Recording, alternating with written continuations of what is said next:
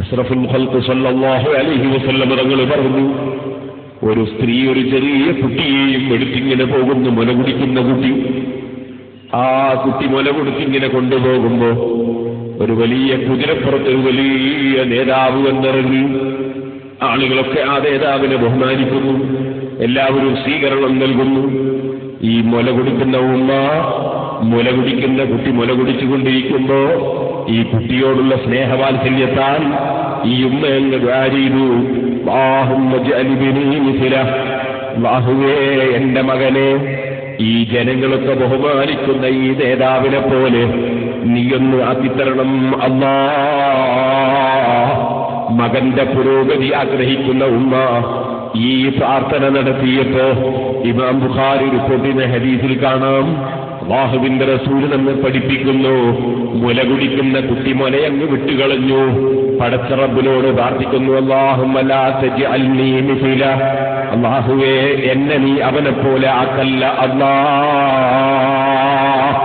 ജനങ്ങളൊക്കെ ബഹുമാനിക്കുന്ന നേതാവിനെ പോലെ എന്റെ മകൻ പുരോഗമിച്ചാകണമെന്ന് ആശിച്ചിട്ട് പ്രാർത്ഥിക്കുന്ന ഉമ്മക്കെതിരെ കുട്ടിയുടെ ദുആ, എന്നെ അവനെ പോലെ ആക്കല്ല അല്ലാ.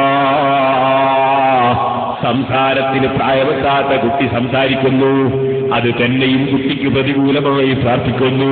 ഉമ്മ അത്ഭുതത്തോടെ ആ ഉമ്മ പിന്നെയും കുഞ്ഞിനെയും കൊണ്ട് മുന്നോട്ട് നീങ്ങുന്നു. ഒരു സ്ഥലത്തെത്തുമ്പോ കുറെ ആളുകൾ കൂടി ഒരു സ്ത്രീയെ കല്ലെറിയുന്നു, ഒരു സ്ത്രീയെ ചീത്ത പറയുന്നു, ആ സ്ത്രീയെ കുറ്റം പറയുന്നു. ചിലര് പറയുന്ന സറക്കുട്ടി നീ കട്ടിട്ടുണ്ട്, ചിലര് പറയുന്ന സനൈറ്റ് നീ വ്യഭിചരിച്ചിട്ടുണ്ട്.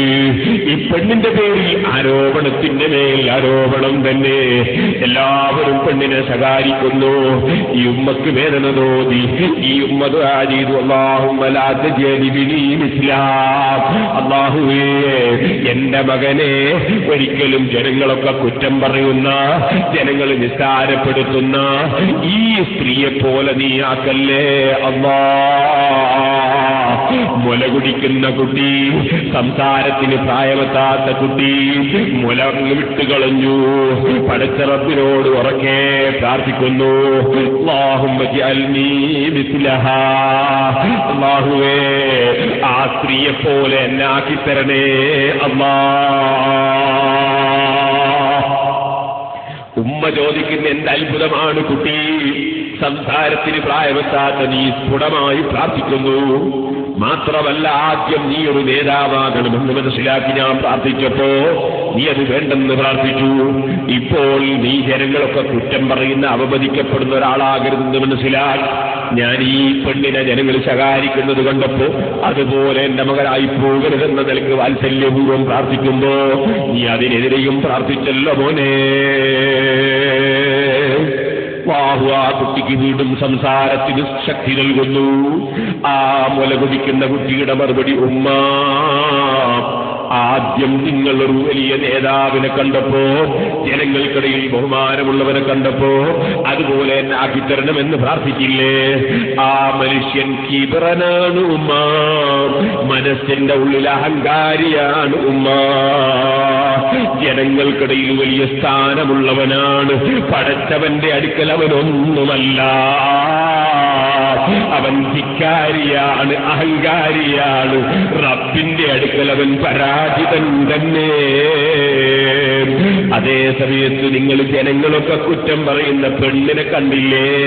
വതഖൂലു ഹസ്ബിയല്ലാഹ് ഹസ്ബിയല്ലാഹ് ഹസ്ബിയല്ലാഹ്, ഇങ്ങനെ ജനങ്ങളൊക്കെ അവളെ കുറ്റം പറയുന്നു. വാസ്തവത്തിൽ അവൾ കട്ടിട്ടില്ല, വാസ്തവത്തിൽ വ്യഭിചരിച്ചിട്ടില്ല, വാസ്തവത്തിലൊന്നും ചെയ്തിട്ടില്ല. ജനങ്ങൾ വെറുതെ ആരോപണം പറഞ്ഞുണ്ടാക്കുകയാണ്.